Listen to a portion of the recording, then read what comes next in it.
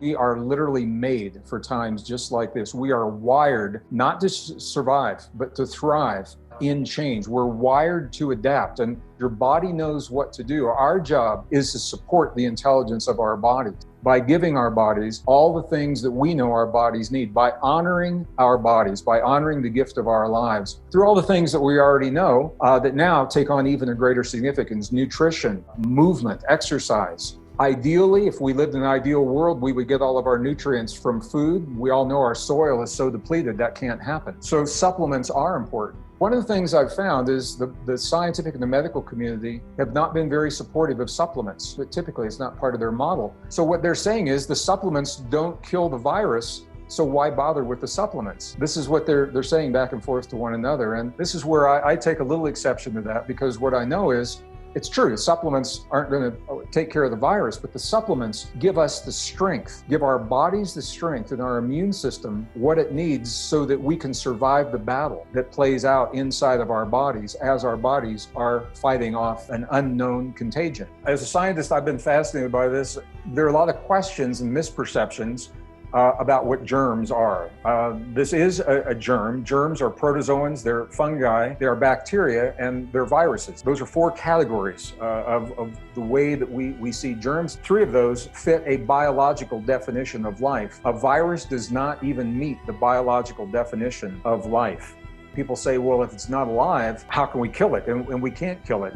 You can't kill what is not alive. What we're doing is we're trying to deactivate it. And all a virus is genetic information, DNA, very simple DNA that is wrapped in a lipid, a protein shell that protects it. And as long as that shell is intact, the DNA is viable.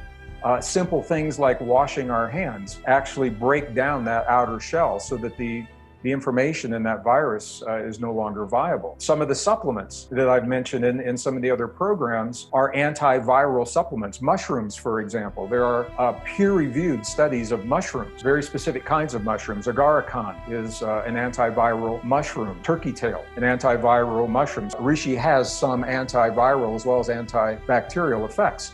And the reason they work is because this virus, it's a spherical virus that has protrusions on the outside. Those protrusions are looking for places on the exterior of our cells. Receptors is what they're called, where they can dock, just like a space shuttle docks to the space station. So the viruses are looking for a place to dock, and the supplements, the antiviral supplements, such as the mushrooms and some of the traditional Chinese medicines. What they do is they blunt those protrusions or deactivate those proteins so that even though they may find a human cell, they cannot communicate with that cell. So they're meaningless to us. We're not infected by the virus. This is a new virus. We've never seen it before. Our bodies, it's going to take some time. It will take a season for our bodies to learn what to do and how to develop the antibodies. We will develop, as a species, we will develop the antibodies.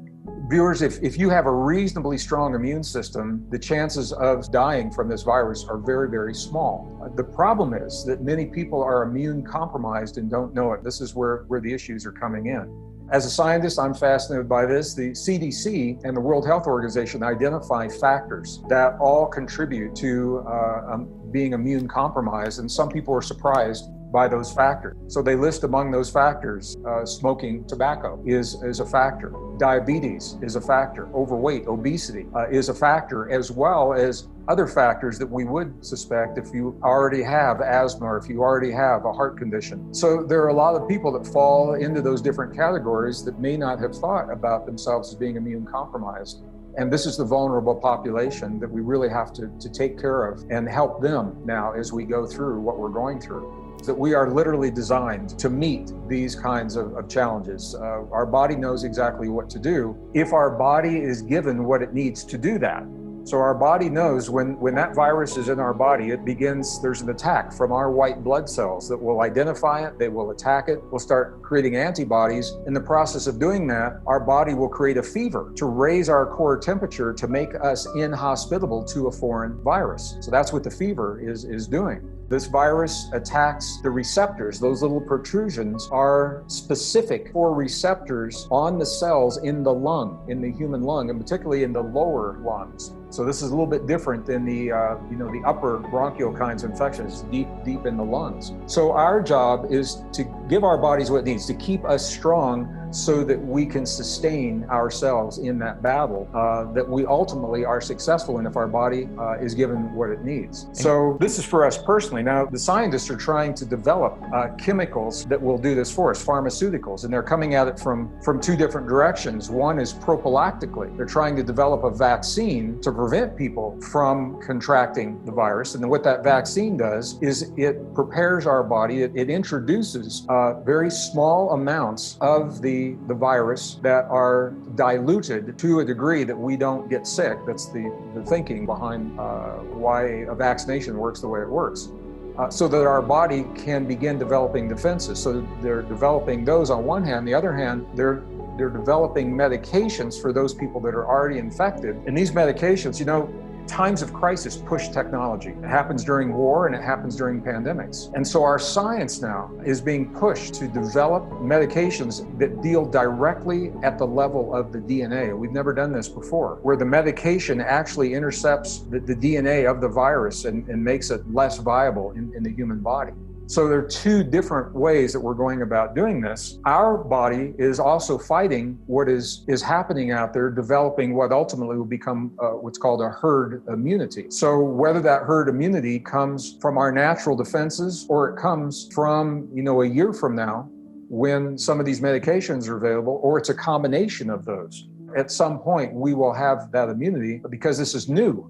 It's taking some time. Most people don't need that because our bodies have everything that we need to defend ourselves from the virus. It's those that are vulnerable. And what the statistics are showing is there's a direct correlation between age and morbidity.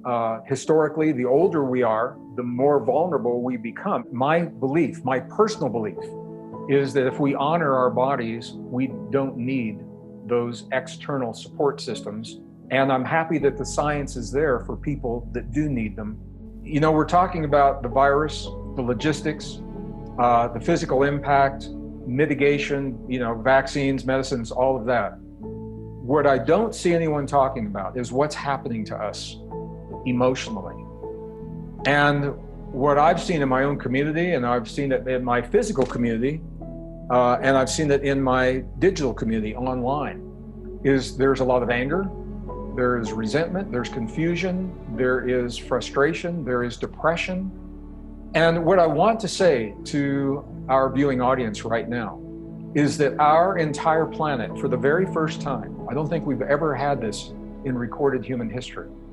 For the first time, we are simultaneously going through a process of grief.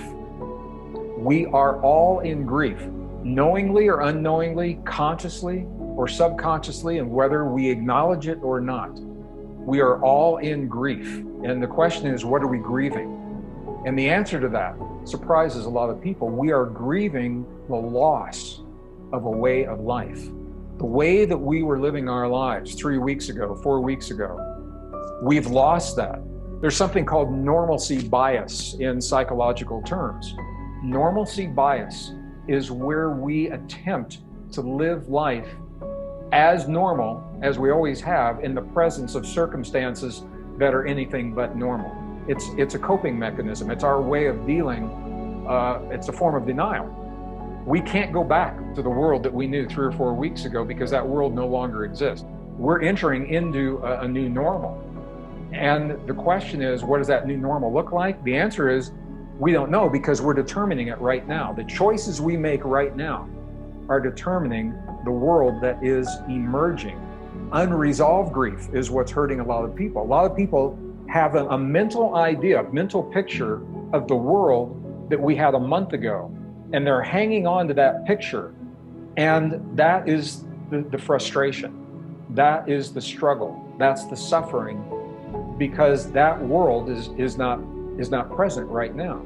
If we can let go of our idea of what should be in the past, the world that we've had that served us all, be present with what it is that we're dealing with now, and do what we need to get through this in a healthy way, that will inform the future. And I am optimistic about the future. I believe more than think. I believe we're going to be better people. I believe we're going to have a better world. There's a place where science, spirituality, and human potential come together in a really beautiful way. As a scientist, I recognize the mechanisms and the facts, but we are more than molecules and DNA, and we're more than viruses and vaccines. We are delicate, vulnerable, resilient, powerful, mysterious beings from an origin that is so uncertain at this point. We have theories, but we really don't even know where we came from. And what I believe this pandemic is inviting all of us ultimately to ask ourselves, do we love ourselves enough to give our bodies what we need to do what our bodies are designed to do to ensure our survival, our viability? Do we love ourselves enough? We now see more than ever how much we need our bodies. We now see more than ever how much we rely upon this innate intelligence in our bodies.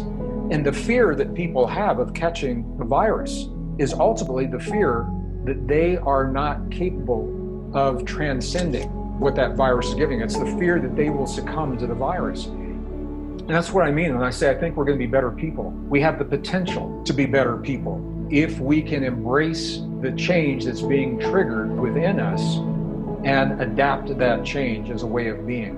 And it takes work. Work is love made visible. It takes work to change the way we think, the way we believe, the way we've lived our lives. It takes work. And the question that we have to ask is, do we love ourselves enough